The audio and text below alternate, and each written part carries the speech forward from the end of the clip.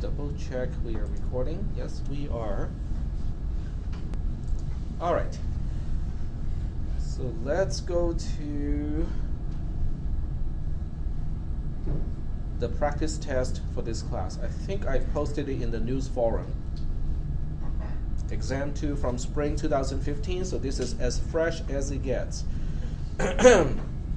Which also means, these are not going to be your actual questions, okay? Because I come up with new questions every year, every semester. But let's go ahead and take a look at these particular questions. Zerto is good.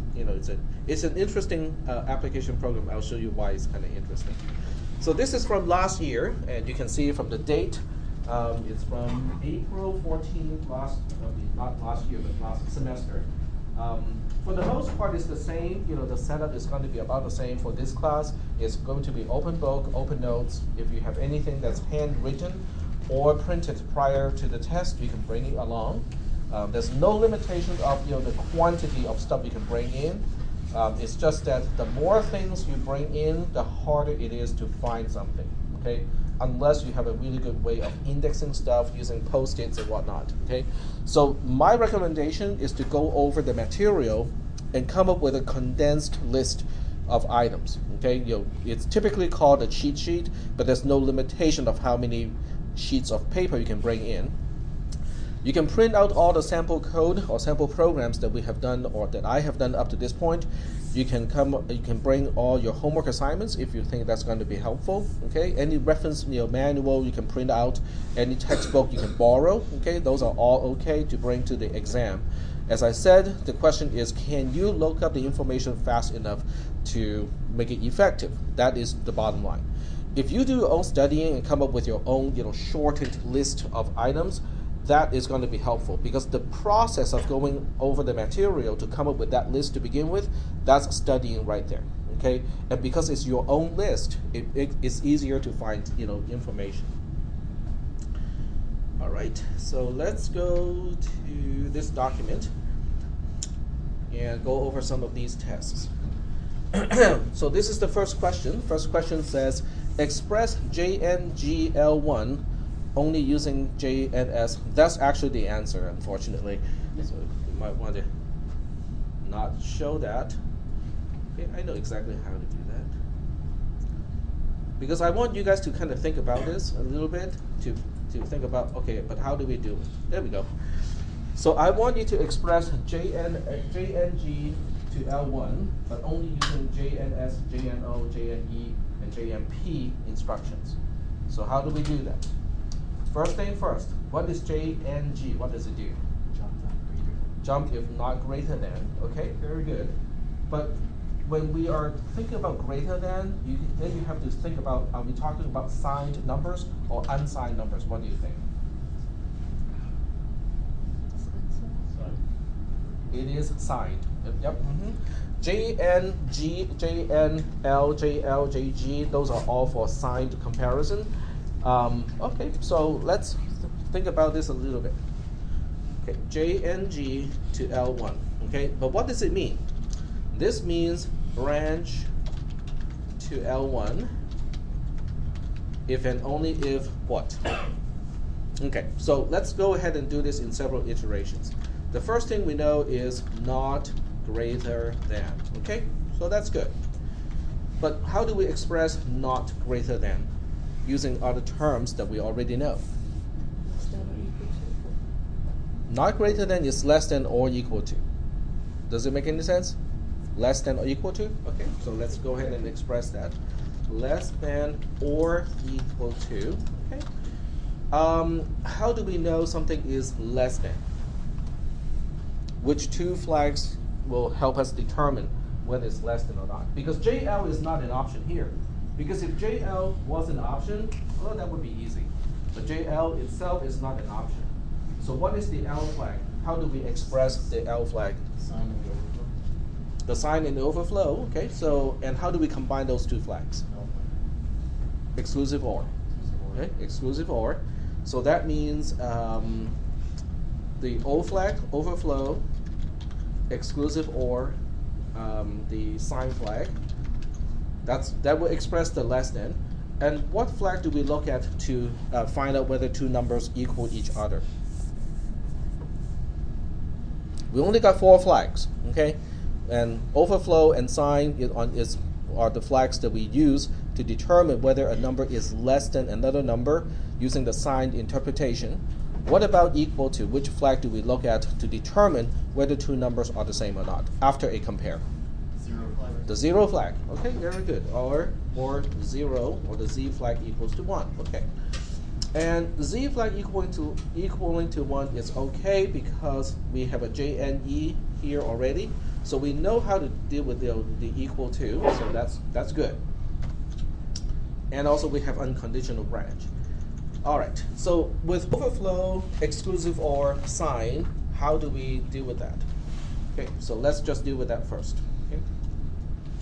If I want to branch to L1, if and only if overflow, exclusive or sign is true, how do we deal with that? Well, we certainly cannot do it with one single instruction, okay? We have to do it with a few instructions. The choices that you can use are up here, JNS, JNO, JNE, and JMP, okay? These are the 4 type of instructions that you can use. You can also define any number of labels as necessary. Okay, there's no particular easy way to do this, okay? Well, we can take care of the JNE first, okay? So we can say JNE, because it is an allowed instruction. JNE is the same thing as JNZ, okay? JNZ means they're not equal to. If two numbers do not equal to each other, should I branch to L1 right away? No, because we don't know whether it is greater than or not. Okay, that's fine. We'll defer the decision then. Okay, so I'll just say go to continuation point 1, and here is continuation point 1. What if I did not take this branch? What if what if the z flag is a 1, and that's why I did not take the branch on line 4? What does that mean? Go to L1. Go to L1, exactly. Unconditional branch to L1 here. Okay, so that takes care of one case that we need to take care of, because not greater than is less than or equal to. Line 5 takes care of the equal to. So now we just have to take care of the less than part, okay? So going to the continuation point here. The other 2 instructions that will be useful in this case will be JNS and JNO. It doesn't really matter which one you use first, because you have to start with one, and it doesn't really matter which one you start with. I'll start with JNO, okay? If I have JNO, I go to continuation point number 2, and here's continuation point number 2. Personally, I like to do it like this, okay? I can say that your overflow is a 0 at this point, okay? Because I cannot keep track, okay, unless I name the label like NO or something like that. I cannot keep track of, what does it mean if I get to this label. At the same time, I'm going to label this one as well and say, oh, okay, if I did not take the branch, that means the overflow flag is a 1 at this point. I'm sorry. I thought I saw this today. I'm sorry. That's okay. I'm not a certain professor who would come ask you, with a sheet of paper and ask you, okay, what's your name? and then mark it. It's actually at a UC, if I take any points because of cell phone ringing, I can be in trouble, because at a UC it is very explicit that your grade can only be based on academic performance. So tardiness, being an obnoxious person in class and stuff like that cannot be taken into consideration as far as the grade is concerned. Not that I think you're obnoxious. It really is okay. I'm just picking on you. Thanks, Tack. But I'm just saying, okay, because many of you will be transferring to a UC or a CSU, okay, so just keep in mind, what your professors cannot do to ding your grade, because they cannot ding your grade because of cell phones ringing. You can't say they're doing it because your cell phone's ringing. They can still not like you. That's okay. But they can still change your grade because they don't like you. I've had a lot of English teachers do that. They're not supposed to do that at all. They can. Yep. They're not supposed to do that at all. Your grade is based on your academic performance. That's it. Yes. Alrighty, so getting back to line 9, this is why commenting is useful, because if I did not comment on line 5, on line 9, I would have been lost already. Okay, so at this point, I know the overflow flag is a 1, which means now if I use JNS, I can actually conclude where I'm supposed to go to. So I would do a JNS at this point and say, hey, if overflow is a 1 and sign is cleared, where am I supposed to go? Let me say that again. On line 10, okay, the label that I need to use here is going to determine where am I supposed to go. But at this point, I already know overflow is a 1. And because of the NS, I also know the sign is cleared. So if overflow is a 1 and sign is cleared, where am I supposed to go? L1. L1, exactly, because it means it is less than.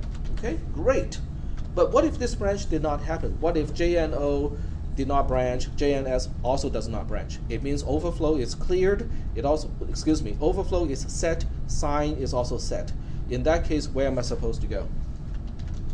Well, maybe another continuation point, okay? I'll just call this cont, and that's the actual, ultimate continuation at the very end, okay? All right, so that takes care of this branch here. Now, onto this branch, let me just kind of put it up here. Onto this branch, starting on line 16. I already know that if I get to this point, the overflow flag is cleared.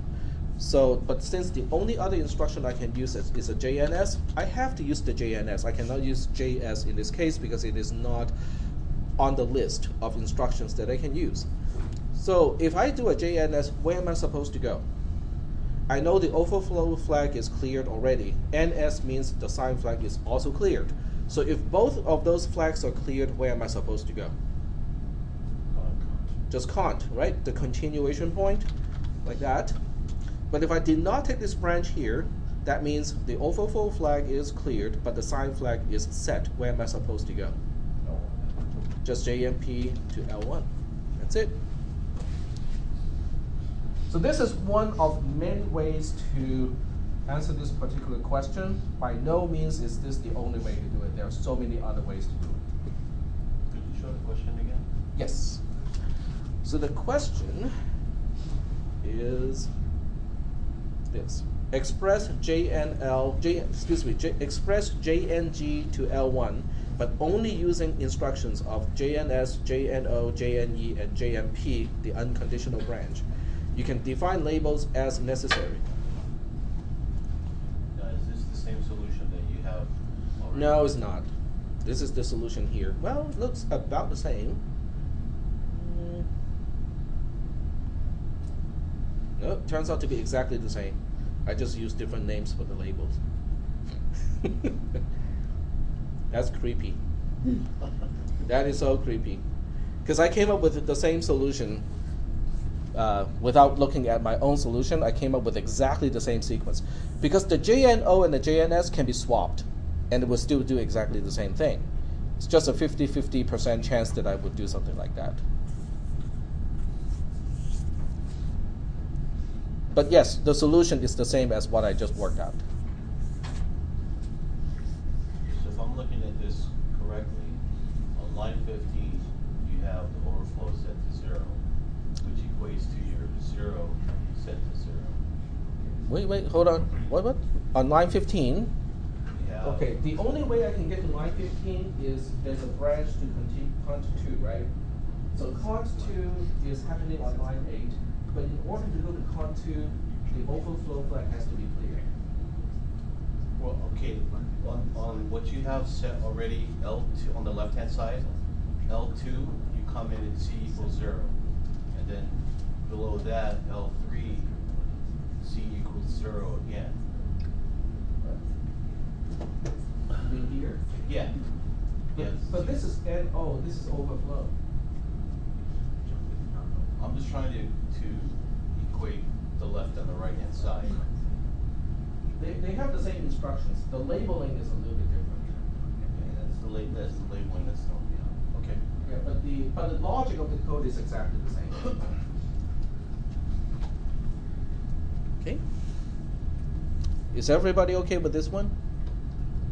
So you might want to look at all the other type of conditional branch instructions, and then you ask the question, okay, do I understand what this particular instruction does?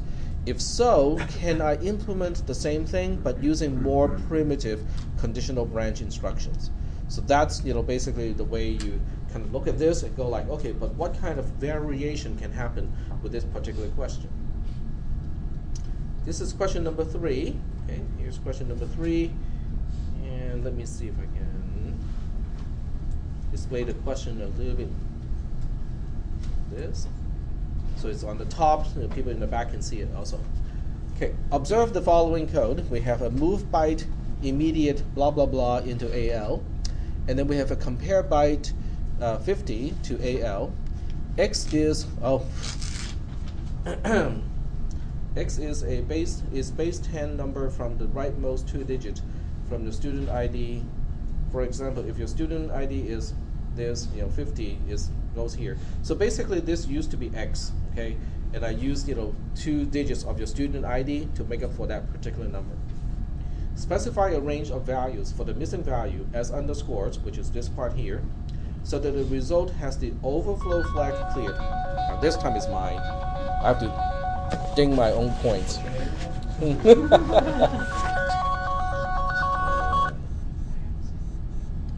And I thought I had that app running. It's called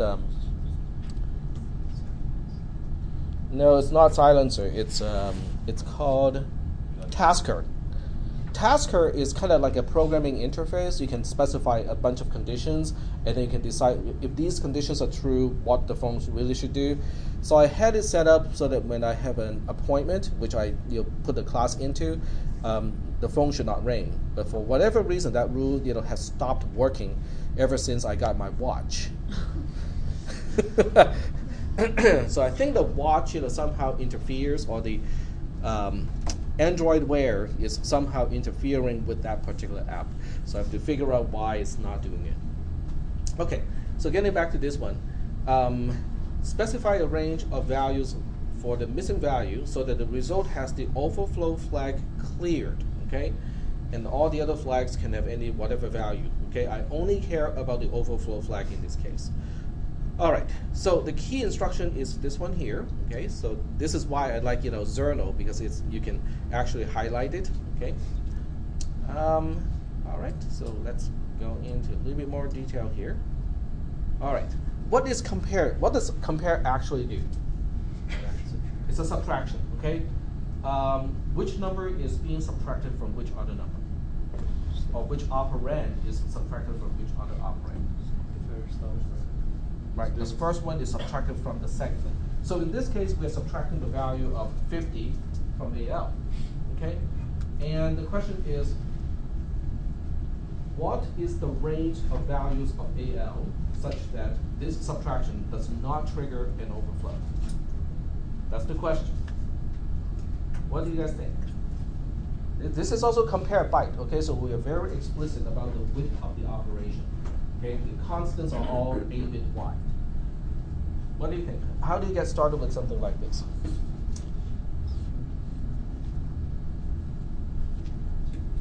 You start off with a range of values that a signed number can represent using only 8 bits.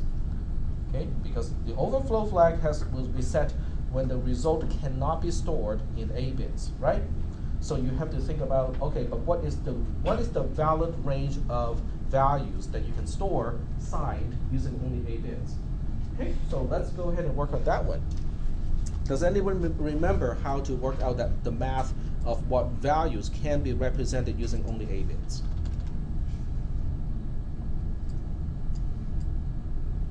You guys remember the number wheel? Okay, so what about the number wheel? How many slots do we have on the number wheel with only 8 bits? We have 256 slots, okay? So when you look at the number wheel, this is cool. I've never seen markers like this, so I have to be careful to make sure it's not permanent. There were a few occasions, okay? People put like permanent markers onto this bench here. And some people did not read the label, and then started using it, and it became permanent. Okay, so we have a number wheel, okay, and we know that there are 256 slots, right? So unsigned, those values will go from 0, 1, 2. Obviously, I'm not going to draw 256 slots here.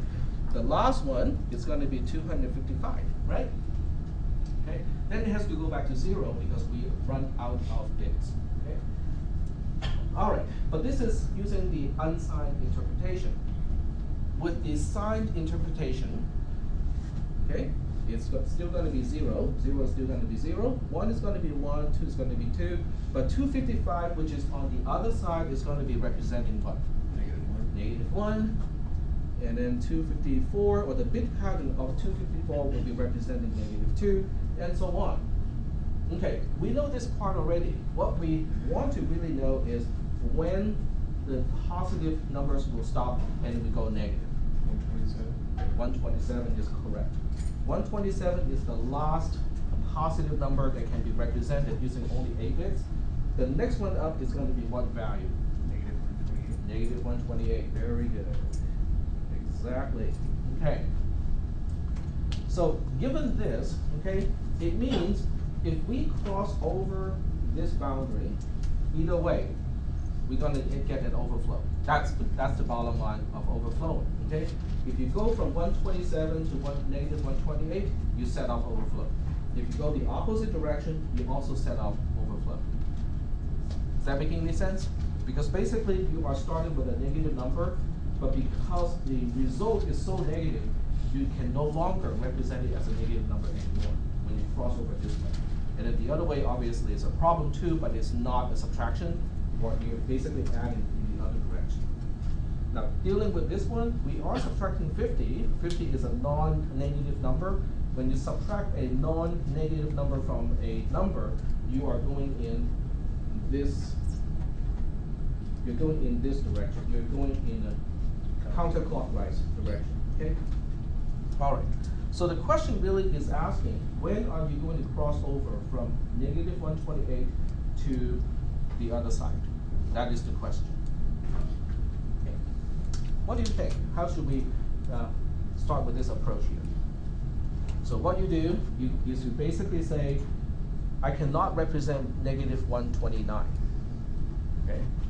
So negative 129 is a value that I cannot represent. How do we get to negative 129? So if you use the underscores as, okay, I use x already, so let's go ahead and use y, okay? So you're asking y minus 50 is going to be less than or equal to negative 129. That's the inequality that you need to solve. Is that making any sense? Sort of? Maybe? Okay, if this is not how you want to look at it, there's a different way. You can take out this equal here, and then put a negative 128 here. Basically, any value less than negative 128 cannot be represented using 8 bits. So you're looking for this boundary here. How do we solve this inequality? Add 50 to both sides. Add 50 to both sides. Okay, so we now end up with, what is that, 78? Does that look right? Yep. Okay. So y has to be less than negative 78 so that we do not trigger the overflow flag.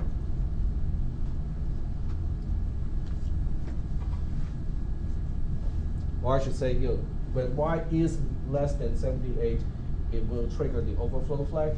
So that means, if we don't want it to set off the overflow flag, y has to be greater than or equal to negative 78. Well, that defines one side of the range, okay? We know that y has to be greater than or equal to negative 78. What about the other side? Because when we specify a range of values, it has a lower end, it also has a higher end. How do we find out what is the highest end? That's an easy one. 0? No. 127. 127, very good, okay? Because 127 is the most positive value you can specify. You cannot specify 128 using only 8 bits. So this means with this particular question, the range of value is from -78 to 127. Is that okay? Does everybody understand the question and also the answer? Okay, right? Okay, moving on. So that's the answer. This is question number 4. Question number 4 asks, the following code is supposed to find the maximum of EAX and EBX interpreted signed, then update ECX with the maximum. So ECX is supposed to store the maximum of EAX and EBX, but those numbers are supposed to be interpreted signed. It does not quite work the way it's supposed to. I don't need you to fix the problem, okay? So the program does not need to be fixed. However, you have to find me a test case so that this program will not fail and end up convincing the programmer this code is actually working. You have to specify the values of EAX and EBX for this particular test case. You don't have to find out all test cases, okay? Just find me one single test case where this program is going to give the programmer a false sense of security because it seems to work. So what do you think would be a good good test case in this case?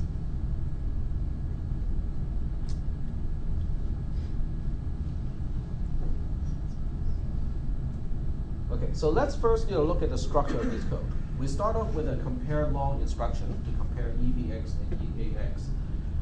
And then instead of JNL or JL, that sort of thing, I only use one of the flags. I use JNS, the sign flag, to determine whether to branch to L1, which will move EBX to ECX, or whether I should not branch and move EAX into ECX and then branch to L2.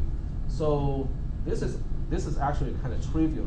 The one test case you can use to say, oh, this code seems to be working, is actually pretty easy because I did not put a certain restriction on it.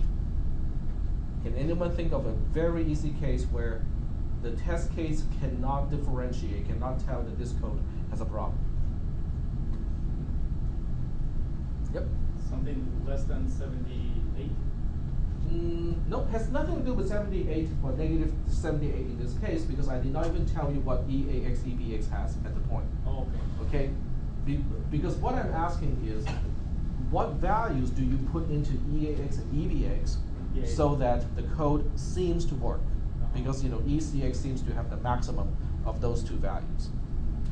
Oh. And one test case that people can use, or people actually used in this particular exam, was trivial, but yet it will fit all the requirements of this question. When they're the same, or they're both zeros, okay? Because when EAX is 0, EBX is also 0. What is the maximum of 0 and 0? 0. It's 0, right? So it doesn't even matter whether I move EAX into ECX or whether I move EBX into ECX, it will still work correctly. It is still the right answer. Is that making any sense? Okay. What if I say EAX and EBX cannot be the same value? Okay, so ruling out the trivial test case. Okay, can someone give me another test case where EAX and EBX are not the same, and yet this code seems to work fine?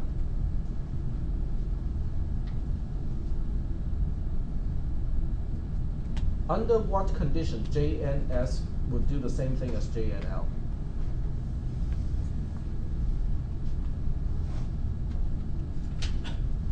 Okay. Yep. Go ahead. If EBX is smaller by a little bit than EAX?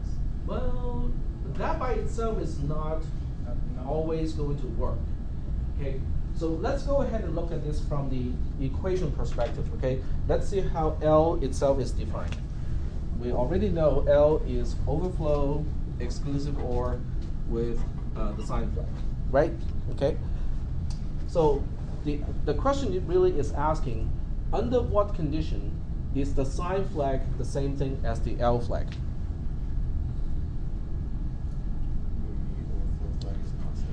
When the overflow flag is cleared. Very good, okay?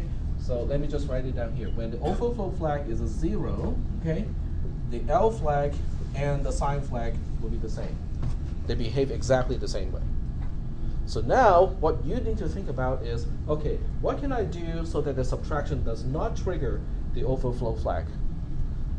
Because if you do not trigger the overflow flag, then all test cases will work as if the sign flag is the same thing as the L flag. Is that making any sense? Okay. Well, when is the overflow flag going to be set in the subtraction? When you cross over this boundary in a counterclockwise fashion, right? So with 32 bits, we are talking about pretty big magnitude here. Is that making any sense? So if you're working with small numbers like 2 and 3, okay, it's going to be okay because there's no way 2 and 3 can trigger the transition from negative about 2 billion something to positive 2 billion something. Okay. Is that okay? So that means with this one, if you just take a blind shot if you just throw a dart on all the possible values, if you throw 2 darts, okay, chances are it will work out because unless you specifically choose like 2 billion something and 2 billion something, chances are it's going to work out. But then you have to look at the flip side of this and say, okay, but what if I use JNO instead of JNS? In other words, what if I change the question so that this is not JNS, instead it is JNO? Because in this case, we are asking, when is the overflow flag doing the same thing as the L flag? So you can kind of work it out the same way and basically say if the sign flag is a 0, then the overflow flag is going to be the same thing as the L flag. But then how do you find your test cases? So I'll leave it up to you guys to decide how to work on the modified question. And also, the 2 registers cannot start with the same value because that's a really trivial test case. Okay, moving on to the next one. Oh, this is the second one. Suppose the programmer fixes the program by replacing JNS with JNO. Find a test case that this revised code will not fail. So that's basically the same thing as what I said here. I was a little bit ahead of myself. Question number 5. Question number 5 is basically saying observe the following code. Now this one is kind of obscure because we have if your student ID has 7 digits and the 7 digits are M, N, O, P, Q, R, S, then I want you to use those to put into these particular digits, hexadecimal digits. How do we know these are hexadecimal digits? The 0x prefix. Okay, so you basically will have to put your parts of your student ID into these places. I will basically execute this code here. When everything is done at the label check here, the question is, what is going to be the value of EBX? That's the question. Okay, so let me just give you the entire question first by zooming out just a little bit. Okay, this is the question. So we have MNOP, as the most significant 4 hexadecimal digits of the first number, the second dot int actually, and then we have PQRS, and then the first dot int is kind of interesting. Okay, let me just highlight the first dot int here. And guess what? I do have a highlighter. Okay, the first dot int is this guy here. No, it's going to work out. Okay, so what is dot int L1 at L1? Okay. Size of int. Okay, dot int is what does dot int do in the assembler? Allocates. It allocates 4 bytes, and then what does it do with those 4 bytes? It will initialize those 4 bytes to the value of whatever the expression is, right? Yes. So in this case, the expression is Address. L1, which is the address of the first byte of those 4. right? Yes. Okay. So it's okay. It has not. This is not anything that is new to us. Yeah. Okay. It's just that this time the expression is L1 itself. Yes. Okay. But L1 is a label. A label is basically, in this case, it's an address. Okay. So we're putting the address into the 4 bytes, and the address of these 4 bytes turns out to be that particular address. Okay. All right.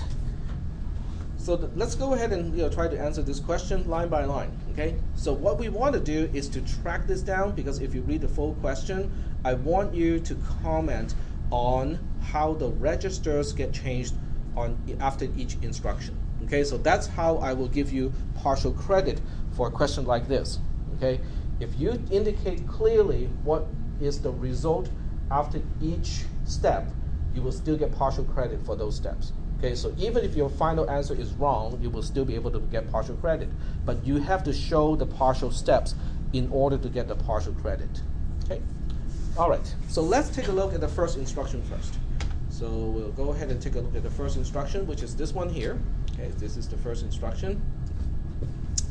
We are moving direct L1 to EAX. So the question is, what is the result of this operation? Now, obviously, maybe a little higher. Okay, there we go. So we know that EAX is the register that is changed, but how is it changed? What is the value of EAX after this instruction? What is at the label L1? Address L1. It's L1 itself, right? So that means it is really the same thing as saying L1. EAX has the value of the label L1, has the definition of label L1. Yes. Okay? Okay, I think most people are saying like, okay, this is way beyond what we have talked about. Let's go ahead and use GDB and take a look at what this looks like, okay? It is really not beyond what we have talked about. It's just a new way of combining things that we have already talked about. Okay, so we'll start with one example where it's not a mysterious thing. We kind of know what it does. Okay, so we'll say case1.s. This is something that we know already. So we say dot text L1 colon.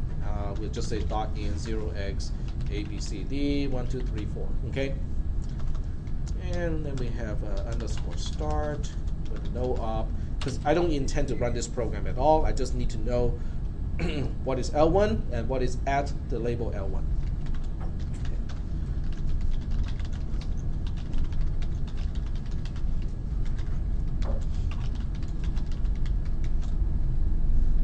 Oh, I forgot to export the label, so.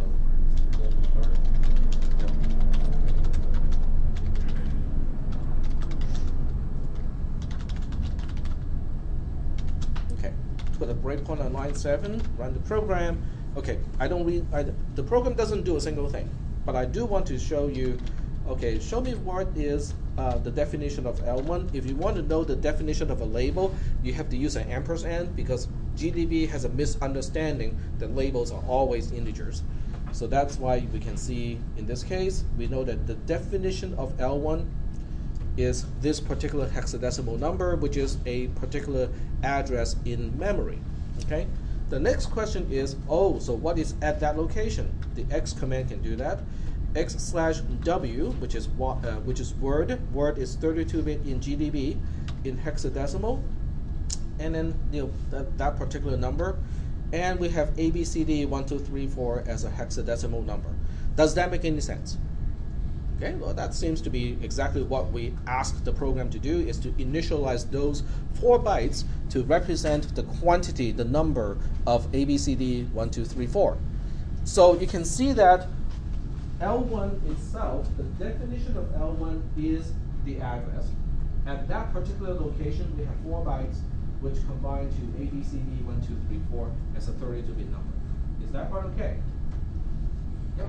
But it's not just L1, it's L1 plus 1 plus 2 and plus 3. That is correct. So we're combining those 4 bytes and say, okay, if I look at these 4 bytes as a 32-bit number, and I want to print it out in hexadecimal, this is what we see. Okay, very good. All right. So now that we know what case 1 is about, which is something that we have done many, many times already, let's go ahead and copy case 1 to case 2. And in case 2, we just change it so that, and we say, oh, now it is an expression, but the expression involves just L1. Okay? Because L1, in this case, is an expression. Any label is basically an integer. Okay? So we're basically just saying, okay, take the value or the definition of L1 and initialize these 4 bytes to be that particular value. And to make this really clear, if you want to, you can do something like that. I mean, it doesn't have to be just L1. It can be L1 plus 1, L1 minus 1, L1 plus 20, whatever, okay? Division by 2, by the way, is not okay because the linker cannot deal with it. So we say A as G stabs dash O, case 2.0, case 2.s, LD, GDB case 2, put a breakpoint on line 7 again, run the program, and same thing, okay, we say print what is the definition of L1. It's the same thing. Use the X command to look at those 4 bytes as a 32-bit thing in hexadecimal. So once again, we just copy and paste this number here, press the enter key, and that's what we get. Is that part okay? So at this particular location, 8048054, we have 4 bytes that stores exactly the same thing as the address itself. Is that a problem? Is there any reason why these 4 bytes cannot store the address of the first of these 4 bytes? There's no reason why it cannot, right? Can we do something like this in C or C++, where a pointer stores its own address? Yeah. And how do we do that? Okay. Okay, I just wanted to show this in C++ because I think most people understand this also. The best thing to use is a void pointer. Okay, so we can say ptr equals to the address of itself. Okay, it's the same thing. Okay, except it is initialized in a in the form of a .int, but it really is doing the same thing as this. Is that okay? Any questions about this part? No questions? Oh, well, I have a question. Is this going to have a type, issue? Because ptr is a void pointer, so the address of a void pointer technically is a void asterisk asterisk, not a void asterisk. So we are storing a pointer to a void pointer into ptr. Okay, so let's see what happens. Okay. I think this is going to be okay because of one special thing about the void pointers. Well, we'll see. G++, make sure we turn on warn all, okay, because I don't want to miss any type of a problem. Pedantic self-address.cpp, specify -c. I just need to compile. I'm not going to run this program. That's not a problem. What? Because from CISP 360, and some of you have taken 400 and 430 as well, the professors would have told you that C++ is a strongly typed programming language, where the type of the right-hand side must match the type of the left-hand side for an assignment to occur. So why is it not complaining about this problem here? Because there should be a problem, because on this side, ptr is a void pointer, which makes the address of that a pointer to a void pointer, is a void asterisk asterisk. But on the left-hand side, we just have a ptr, which is a void pointer. Okay, so why is this assignment okay? It's void. Because it's a void pointer, okay? Because anything can be stored into a void pointer. The address of whatever can be stored into a void pointer. That is an automatic coercion. The compiler knows how to deal with this automatically. You don't need to cast it. That makes this kind of thing really tricky because the compiler would not complain about, oops. The compiler would not complain about either one of these. But the meaning of these two things are completely different. Because the first one is taking the address of the pointer and assigning it back to the pointer itself. The second one is taking the value of the pointer and then use it to store it into PTR. So these two statements are entirely different, and yet the compiler is okay with both without any explicit typecasting.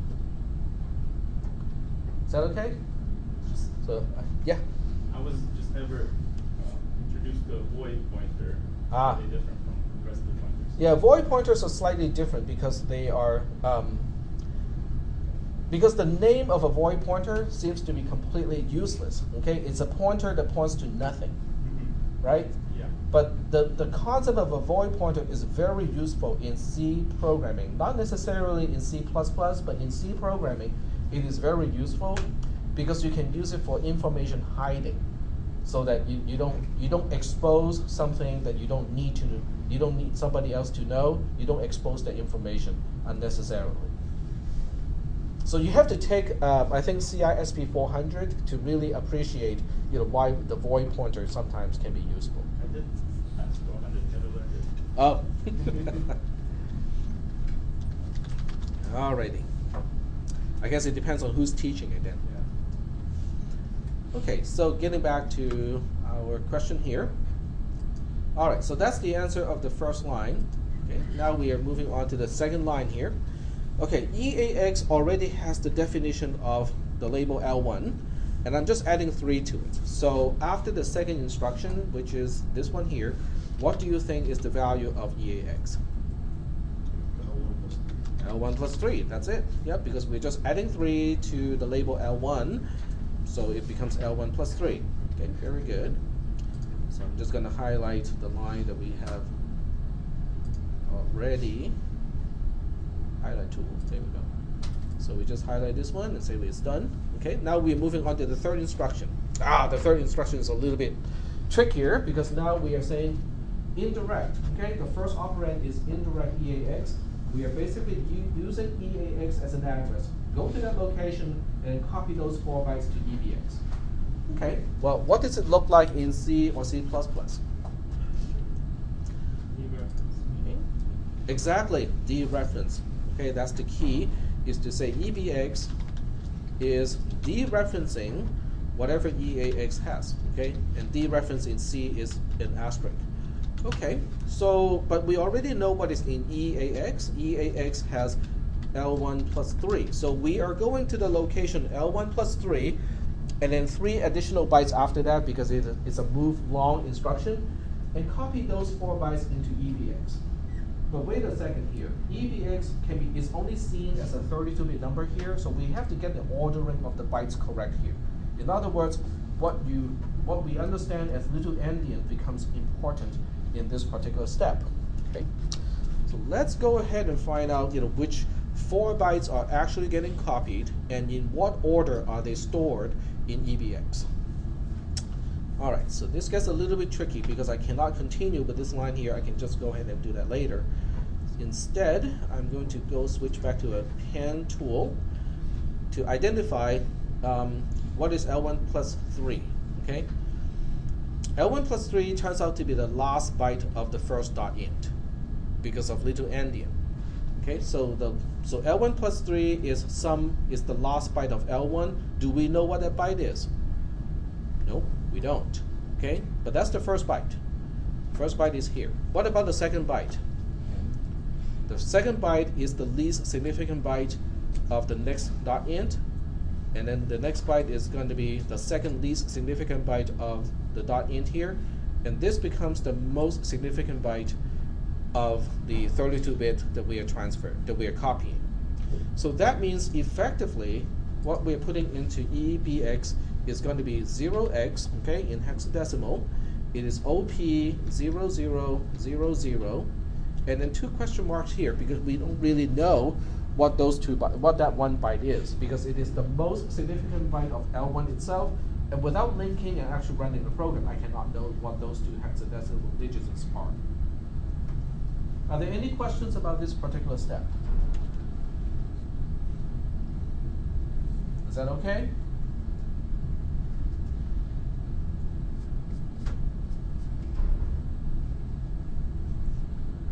Because what is at L1 is the least significant of L1 itself. But L1 is a 4-byte thing. So that means L1 plus 0, L1 plus 1, L1 plus 2, L1 plus 3, those are the 4 bytes at label L1. But we are starting with L1 plus 3, which is the most significant byte of L1 itself. And then we move on to L1 plus 4. L1 plus 4 is the least significant byte of the next dot end because of little endian. Can someone remind me again what is little endian? It stores the bytes starting from the least significant, the most significant ones. That's correct. The least significant byte is the one that has the lowest address when we have to store a multi-byte word. Okay? So that's basically why we arrange the bytes like this. Very good. So we have this instruction handled. Let's cross it out. Next one. The next one is to move word L1 plus 9 to BX. And L1 plus 9 in this case is not an immediate operand, it is a direct operand. Which means we use L1 plus 9 as an expression to specify the address where we copy how many bytes this time? 2 bytes, because how do we know we're copying 2 bytes? There are 2 clues to let us know that we're only copying 2 bytes. What? The W, and also the fact that we're using BX and not EBX tells us that this is moving only 2 bytes. Okay, very good. All right. So which 2 bytes are we really copying? Well, you have to do some counting in this case, because this is the first dot in takes care of L1 plus 0 to L1 plus 3. L1, this is L1 plus, okay, I'm going to change the color a little bit here. Okay, this is L1 plus 4, plus 5, plus 6, plus 7, plus 8, plus 9. So PQ is L1 plus 9, and this 0, 0 will be L1 plus 10. Those are the 2 bytes that we are copying. In other words, if I were to highlight this using, what is that?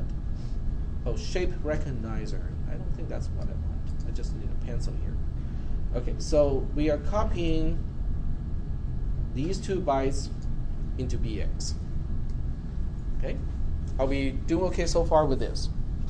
Finding which 2 bytes we are copying. Okay? But since we're only copying 2 bytes into EBX, which is a 32-bit register, which part of EBX is going to be overwritten? Because we are only overwriting 16-bit out of a 32-bit register. But which 16-bit are we talking about? The least significant. Very good. So if I were to document this, I'm going to say EBX is going to be, I don't know. You don't have to show me exactly the steps here, but if I want to show the exact steps, I don't know whether I want to do this or not, but let me see if I can do this, and let's see how many people understand what I'm doing here.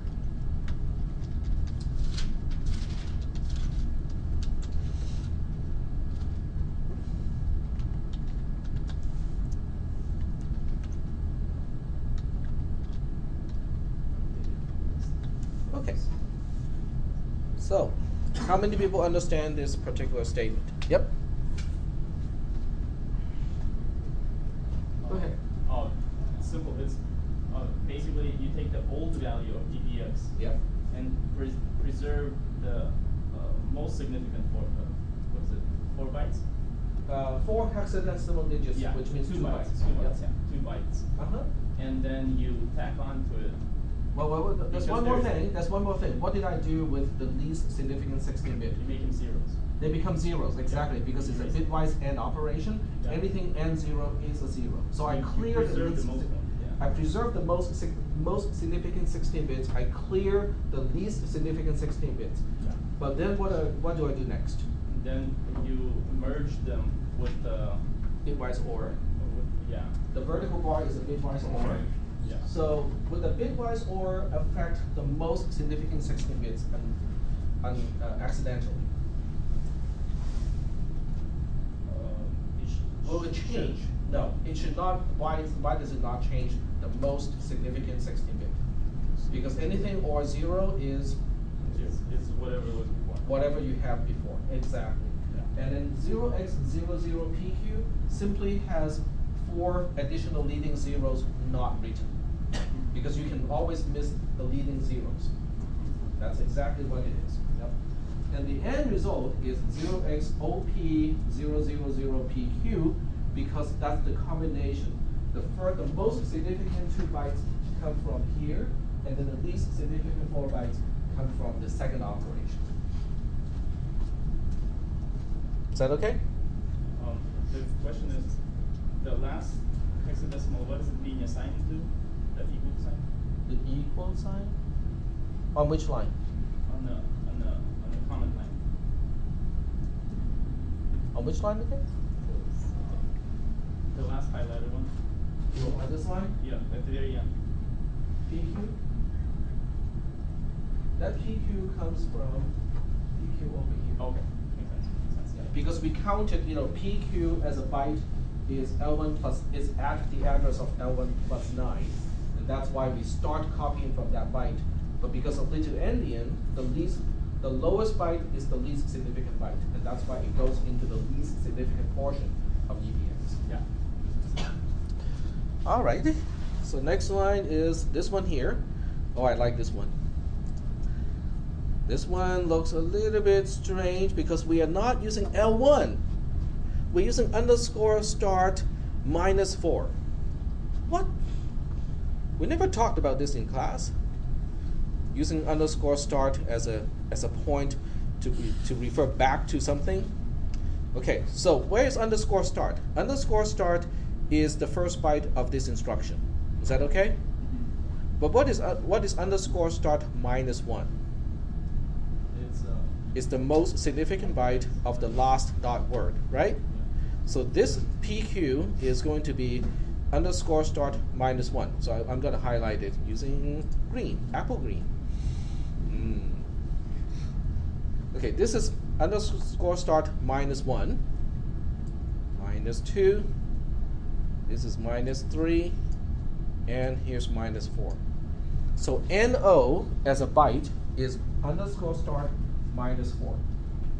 Is that okay? But this is a move long instruction. So what does a move long instruction do? How many bytes am I copying? 4. Sorry? 4 bytes. Okay. So which 4 bytes are we copying?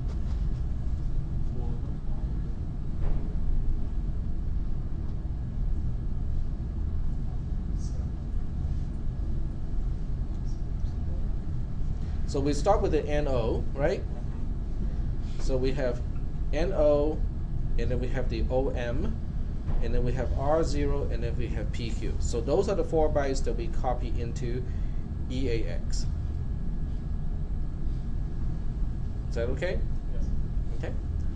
So now we basically say that EAX gets 0x NO, okay, 0M R0 PQ. Those are the 4 bytes copied into EAX. The next instruction cannot execute because that is unlikely to be an actual address. So dereferencing this particular address as an address in EAX is going to fail. So the last instruction will fail. This will fail because EAX does not have an address.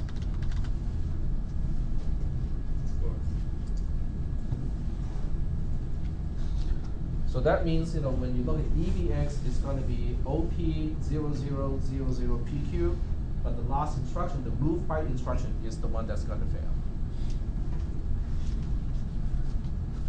Is that okay? Let's just read the question here. When execution reaches the label, check here what is the value of EBX for each line of code with comments. Specify the value of the indicator register. You can refer to labels L1 and underscore start to specify the values as well as literal values. In this particular case, there's also, the program will fail, so you have to indicate on this line that the program is actually going to fail or cause a segmentation fault. Are there any questions? Okay, here's a question for you. Okay, if I were to ask you, okay, how can I fix this program so that it does not fail? Okay, how am I going to change this 4 so it will still be underscore start, but then I want to change this -4 to something else so that the program does not cause a segmentation fault? How can I do that? Or what is one way to do it? There may be multiple ways to do it, but there's one definite way. Yep. Move it to the L1. Yep. But then what would be the offset? What do you mean? So it has to be underscore start minus what offset in order to get to the 4 bytes that turns out to be an address.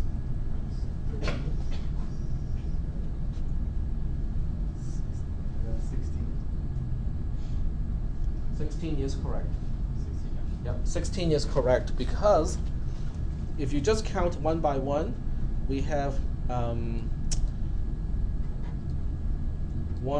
2, 3, 4, 5, 6, 7, 8, 9, 10, 11, 12, 13, 14, 15, 16. So L1 minus underscore start minus 16 would fix this program so it doesn't crash. Well, let's see, what if we change that? Okay, so let me use an eraser here. What if we change this one? Oh, it doesn't erase the original. You just erase the highlighting. That's okay. We can do this. We can do this and just say cross out a 4 here. And instead of -4, if I change the question, so this is this -16. It's hard to draw with a mouse. Okay, so if I change the 4 to a -16, the next instruction is not going to crash. Okay. In other words, if I change this to 16, then this portion would also change because this is no longer invalid. No, I cannot erase that either. Can I type over it? Yes, I can. Nice. Okay, so if I change it to -16, then EAX is going to be L1, right? So if EAX is L1 in this case, the next dereference is going to work. So what is going to happen in the next statement here? Which single byte am I copying to BH? Significant. Fourth byte of the address L1. Yep. So we a question mark, right? Because we don't know exactly the content at that byte. How do we express it using a C expression? So if I want to look at EBX as a whole thing, this time I'll have EBX, and we want to mask everything except for the byte that it will turn into unknown, right? Because it's BH, it is not the least significant byte, it is the second least significant byte. So we want to preserve all of the other bytes except for that one byte that we are overwriting. And then how do we specify what we are overwriting it with? Well, there are two ways to do it. You can either specify something like this, which means it is a 16-bit where all the bits are 0 except for what we don't know, which is the second least significant byte. Or you can specify something like this, but use the shift operator to say that we're shifting it by 8 bits. So either way is going to be okay. So I'm going to use the easier notation here. But the end result would still be the same because the end result is we end up with 0xOP00 question mark PQ. That will be the bit pattern stored in EBX when everything is done. Is that okay? Now this program, if I change the -4 to -16, it will compile, it will assemble, and it will actually run. So when it does run, what you need to do is to change MNOPQR to actual digits of some kind. Okay, make them all distinct. So this way you can match the final answer to this particular pattern. And because you can go through GDB with this particular one, you can actually try to explain each and every single step what is happening. Are there any questions about this particular question?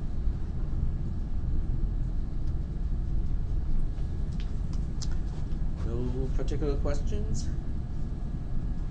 Okay. Question number 6 is, I skipped number 5 because number 5 has floating point numbers, and we covered floating point numbers in the previous test already. So that's why I crossed on number 5.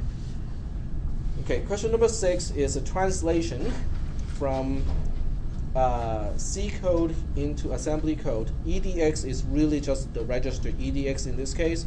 EBX, EAX are just in ECX are just the registers. So how do we translate this into assembly code? Okay, this is related to your homework assignment, because after all, your homework assignment is also doing about the same kind of thing. So let's go ahead and do this. I'm going to use smaller font so that it would fit, because otherwise I don't think it's going to fit here. Okay, so we'll do it line by line. EDX, okay, this is comment. EDX equals to 0. How do we implement this in assembly language? Move 0 to EDX. Like this? Move 1. Okay, so I would go ahead and explain all the things that will cost points.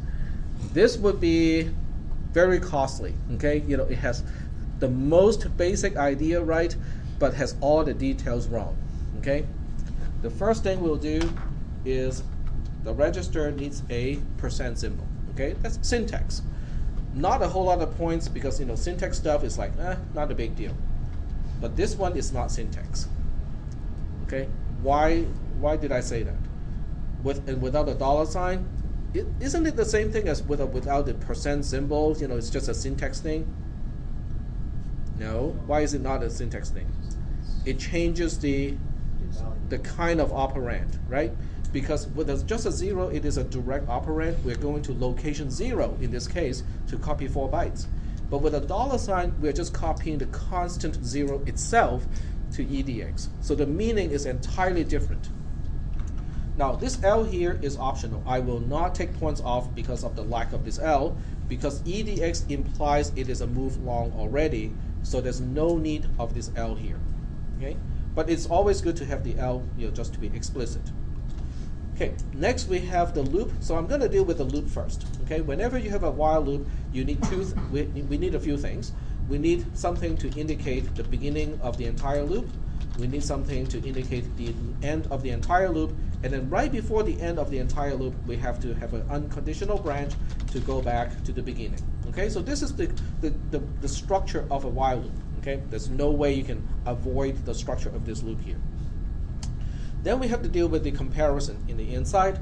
We are comparing 10 to EDX. So how do we do that? Okay, so we know there's a compare. We know it involves EDX. We also know it involves 10. So, but that would be like really, really wrong. Okay, first of all, we already know about, this is immediate, okay? Immediate 10, and we have a register here. But this is still really, really wrong. Why is it still wrong? We are subtracting EDX from 10. Okay, can we store anything into an immediate operand? So immediate operands cannot be a second operand, which means the ordering of the operands are flipped. We have to specify it like this. $10 cannot be the second operand. It has to be the first. Okay, so this is okay so far, but because I really like to spell out the width of the operation, so I'm just going to be redundant here because EDX implies it's a long operation. but it doesn't hurt to specify this is a compare long instruction. The next instruction is going to say, under what condition am I exiting the loop? Well, the compare to stay in the loop, I want edx to be less than 10, so that means if edx is greater than or equal to 10, we exit. Now, we have a choice because it depends on whether it is a signed or unsigned comparison. So going back to the question here, let's see if it indicates that. Assume all values are unsigned. Okay, so it is spelled out here. Let me just highlight the portion that we are dealing with unsigned numbers. So if the numbers are unsigned, what can indicate not less than? Which flag indicates less than for unsigned numbers? One single flag can do it. Which one? No. No, not the sign flag. When you say the sign flag, it is already signed numbers, right? So which flag can be used to indicate ordering of numbers for unsigned numbers? The borrow flag, exactly. So there are multiple answers you can use here. You can say J and B. You also use J and C. They mean exactly the same thing because the borrow flag and the carry flag are exactly the same thing. Okay, so I can use J and C or J and B to the label while end. Okay, so because we only want to stay in the loop when it is actually less than. Okay, so inside the loop we have a conditional statement. The conditional statement wants us to first. Okay, what is the first operation of the condition of the conditional statement? It's this particular part, right? Because we have to evaluate from the inside out when we have nested parentheses. What does that do? Exactly. I'm not just calculating the sum, I'm actually changing EAX. So the first thing you need to do here is to say add long, right? Which one to which one? Which one is on the left and which one is on the right? In other words, which one is the first operand and which one is the second operand? EBX is the first operand and then EAX is the second operand because EAX is the destination. This is the one being changed. Okay? All right. And then what are we comparing? We're comparing EAX. We're comparing EAX to ECX. Go ahead. Question? Okay. So what order should I use here?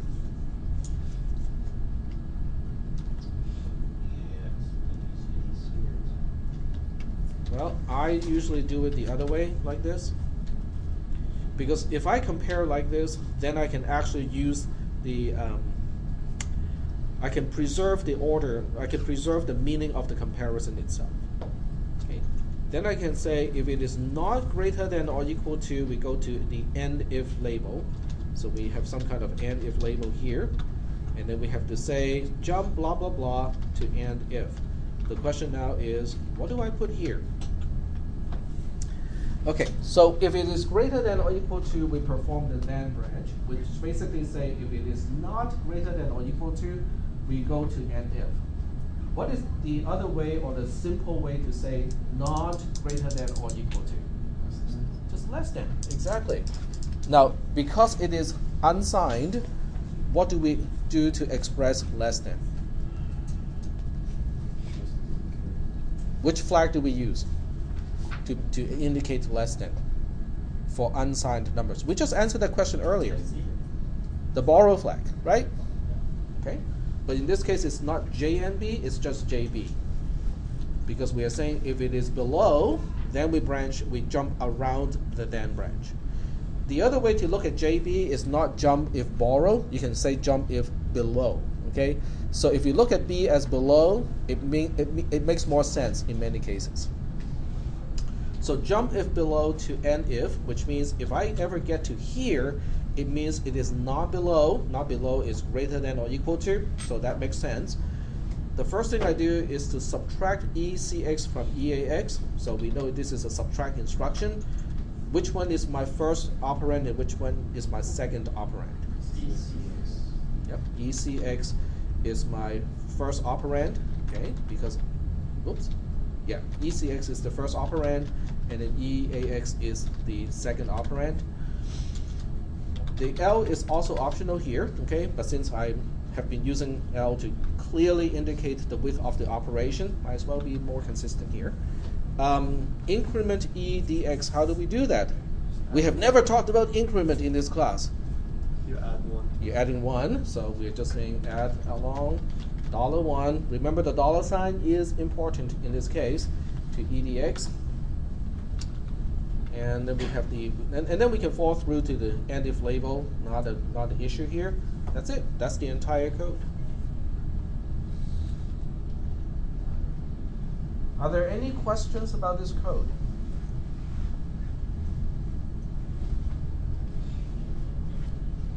What does it do? I mean, this looks really obscure.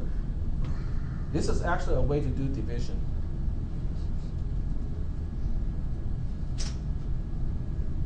It's a quick way to draw a line on a computer monitor. Okay, nobody is giving me nobody seems to answer that question, that answer. Okay, let's think about this a little bit, okay? Okay. A screen normally is rasterized, which means we have individual pixels, right? So we basically have rows and rows and rows of pixels. How do I draw a line?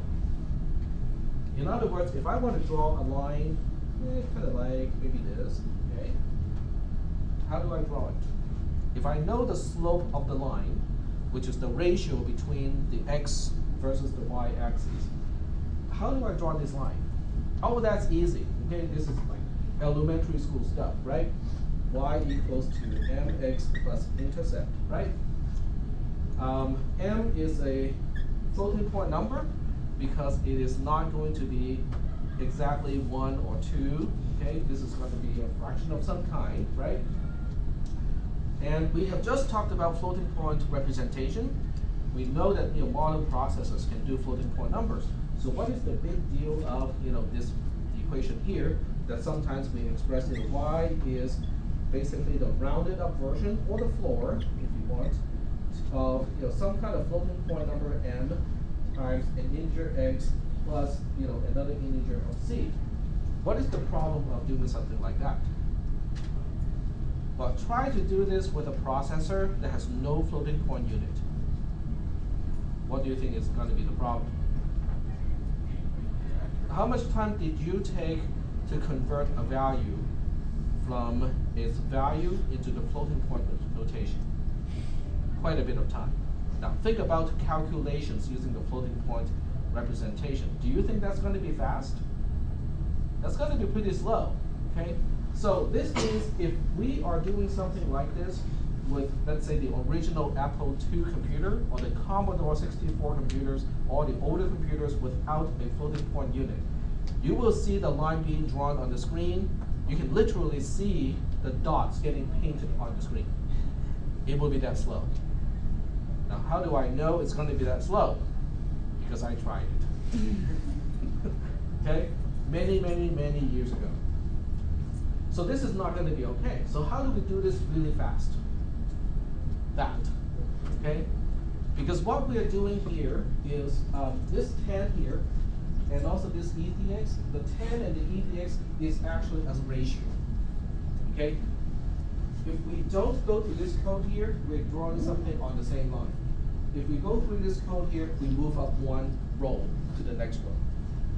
That is how older computers, like the Apple II computer or the Commodore 64 computers, that's how they can draw straight lines or move a sprite in the straight line so quickly without the use of floating point numbers.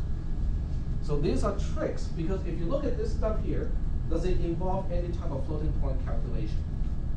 There's no floating point calculation. Are there any multiplications? Because multiplication is expensive as well, unless you have multiplication in hardware. Does it involve any multiplication? There's no multiplication. So all that it involves would be comparison, which is subtraction. It's another addition, comparison, subtraction, and addition. There are no division whatsoever, no multiplication whatsoever.